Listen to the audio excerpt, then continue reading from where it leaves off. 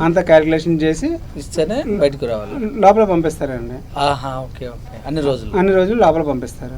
మరి అక్కడ భోజనం తినుకుంటా పడుకోవచ్చు. కరెక్టే. మరి అక్కడైతే పెళ్ళం బాధలు ఉండవుగా. అదే సార్, అక్కడ పెళ్ళం బాధలు ఉండవు. ఓకే కరెక్టే. ఆడు రేపో మాపో ఇది అంతా వదిలించుకుని బయటకు వచ్చాడు అనుకోండి, రేపు పొద్దున్న పోషణ ఎవరు పెడతారండి? మరి ఆడు ఏదో సంపాదించుకోవాలి కదా. గవర్నమెంట్ ఏదైనా ఉచిత పథకం పెట్టమంటావా?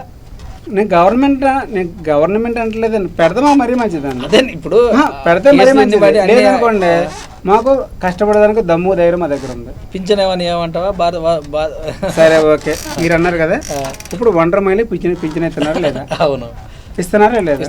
ఇస్తున్నారు. మరి ఒంటరి మహిళ మరి ఎందుకు ఇస్తున్నారని? మరి ఈడు కూడా ఒంటరి పురుషుడే కదా. అవును, మరి సరి సమానం అన్నప్పుడు మరి సరి సమానంగా ఇవ్వాలి కదా సార్. అదే అంటున్నా, ఏమంటున్నాం అండి. పింఛన్ కూడా మేము అడుగుతున్నాం. ఒంటరి పురుషుడు ఖచ్చితంగా మాకు పెన్షన్ కావాలండి.